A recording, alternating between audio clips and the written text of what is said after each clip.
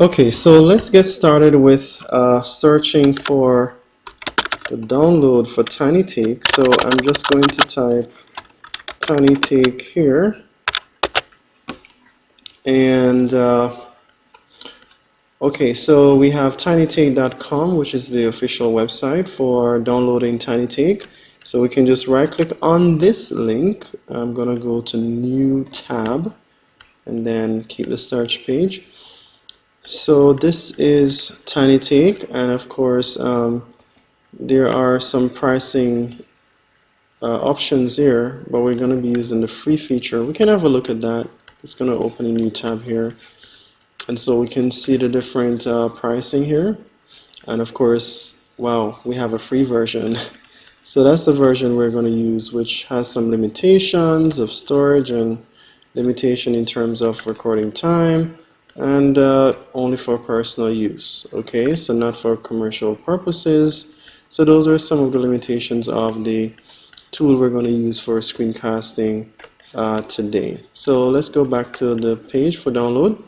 So once you click on this download option and the installation file has been downloaded, then you can go through the process of installing that. So I've already pre-installed TinyTake, and what you'll also notice is that it has the option of logging in. Well, it's not an option, but it actually will prompt you to create a username and password, and it will actually ask you for your email. But once you have confirmed your email by going to your email, checking the email that was sent and clicking on the link to confirm or verify, then you should be good to go. And then you can go ahead and you can start using TinyTake to capture your screen. Right? So it has some cool features, even the option to upload directly to YouTube as well, which is pretty cool. So you can see those here. Of course, we'll always be encouraging you to go premium. At the bottom, you can see that.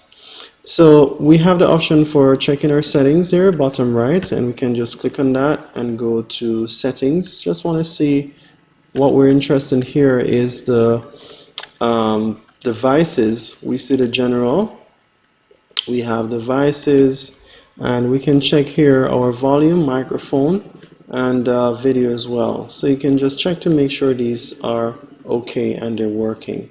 And you can always check to see the shortcut keys that we have as well.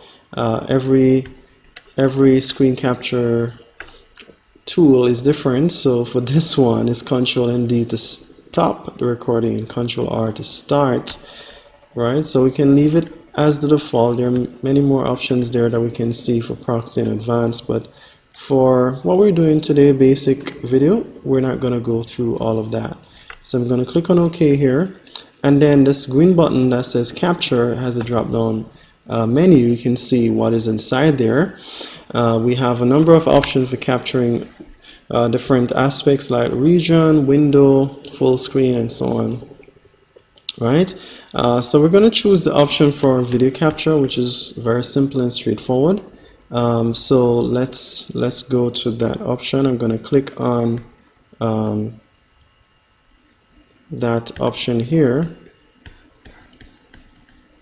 and then I'm going to choose. It allows you to choose the space that you want to work with. Let's say we want to work with the space that we have here, just the window here, then we're going to work with that.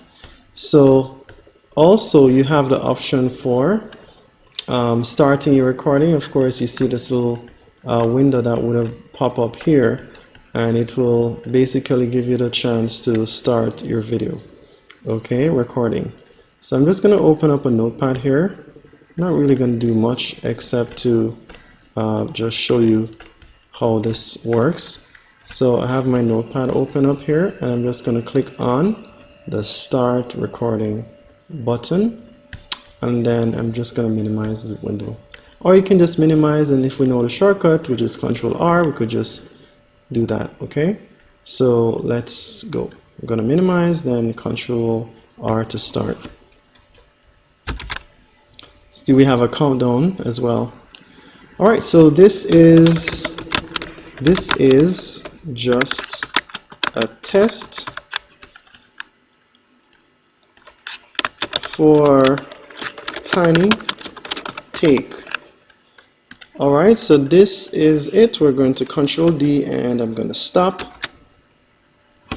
Okay, so once I've stopped the video, alright, we can now go to Tiny Take once again, and we have a number of options that we can see here. At the top right hand corner, we can do a quick save online. We can also use the cloud services to save our information, or we can save locally. Of course, you have more options here.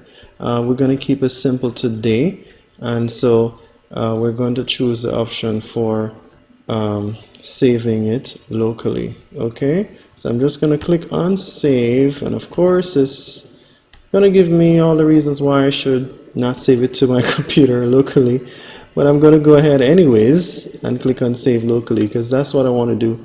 And you know, you can get a chance to edit this if you want to and do more interesting things with your video. So I'm going to click on save locally, and you can save this as anything. You can change the default, but notice that the good thing is it's a .mp4 file, which is pretty common, and you can use any media player to open this file. Okay, so tiny take test. Okay, so let's save that to our desktop, right? And so that is saved there, so I can always go back to my desktop, right, and find that test. I'm going to open this in VLC just to see how it looks. Alright, there we go. Wow. So this is pretty cool, and I hope that you guys will definitely enjoy using Tiny Take. And this brings us to the end of this little video example for you. So I hope that Tiny Take has definitely inspired you to use this software to create your screen capture. And if it did, I'm gonna ask you to like and also share, leave a comment, and please subscribe. Thanks for watching.